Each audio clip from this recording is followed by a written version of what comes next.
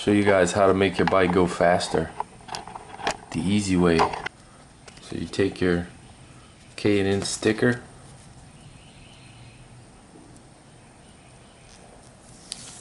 you peel it off,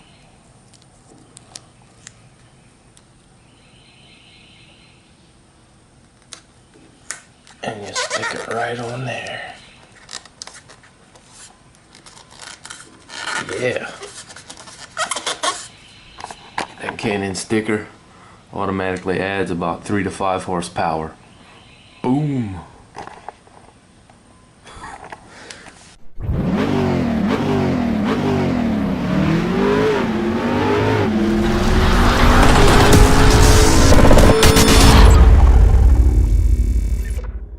So I got 2 things in today. Exup Servo Eliminator. I guess this one is made by 12 O'Clock Labs, if I had to guess, because there's a giant sticker in there. Here it is, Exup Emulator. Microprocessor controlled eliminator. Model Exup-Y for use with Yamaha. So if you have a 2006 to 14 R6 and you had a slip-on, want to get rid of that stupid little motor, this will take care of that. Very easy to put on. You can shed a little bit of weight too by doing that. Second thing I got is the K&N air filter. The installation instructions are pretty much useless. Remove the stock air filter, install the K&N air filter. Like, really? But it shouldn't be that big of a deal. So this is the main part of what I want to show you today, is the installation of that filter. First, I'll go ahead and throw this servo eliminator on there.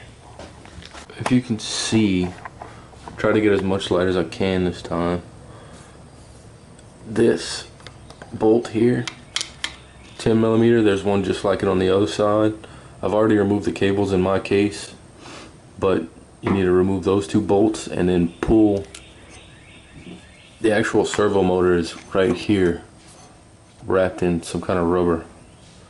So you remove those bolts and pull it. I pull it out on the right side of the bike, just because that's where you can see this is the actual plug for the servo motor. That's where the eliminator will go. So let's get that off of there, and we'll be right back. A 10mm socket with a little extension.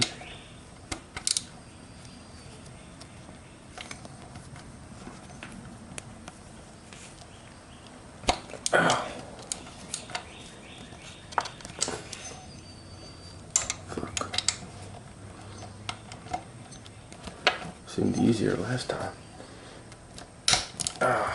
Yeah, I've already taken all this shit off once before, but I put it back on because I wanted to ride and I didn't have the eliminator yet. After I put on the K&N air filter, I'm gonna have to remap my power commander and eventually, yes, get it dynoed, whatever. So you take off the 10mm bolt.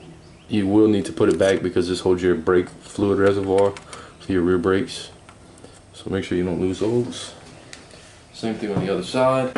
Okay, once you loosen those 2 bolts, you can kind of pull the wires and stuff away and work the actual servo out of that crevice that it's jammed into.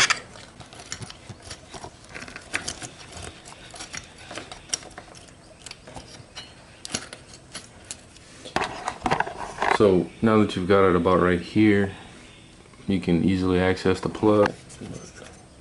You just pinch it and it pulls off. Look at that. I'm gonna pull this. This is actually the servo. I've already took the cables off. If you didn't take the cables off, it's basically the same process, but you might have to remove your rear set. I did, because they have a little clip that the cables pass through. Show you. This is bolted just like this behind your rear set. So I had to take my rear set off and get this all out of there. And then you pull the servo motor and throw it away. Or, well, don't throw it away, but all you're gonna do is plug this little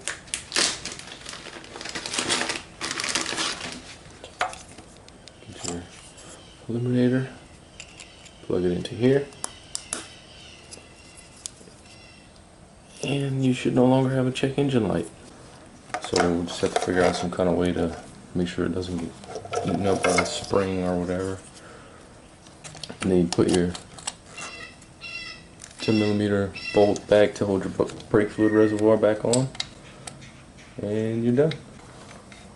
Said the only reason you would need this is if you install the slip-on and remove the Exup valve, and then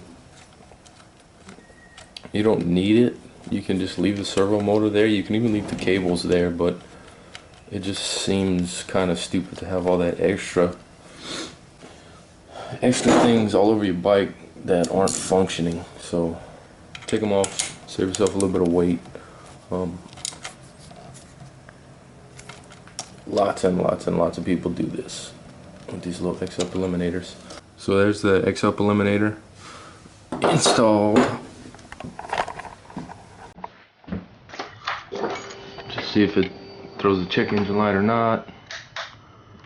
Before, whenever I had the servo motor off, it was throwing a check engine light before I even started it. Might help if it was in neutral. So let's see.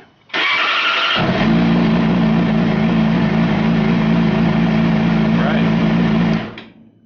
So no check engine light. I don't want to get the bike hot because I'm about to put in the air filter. I don't feel like working around a bunch of hot stuff. So be sure to check out the next video to see how to install an aftermarket air filter. It will be the same process if you're just replacing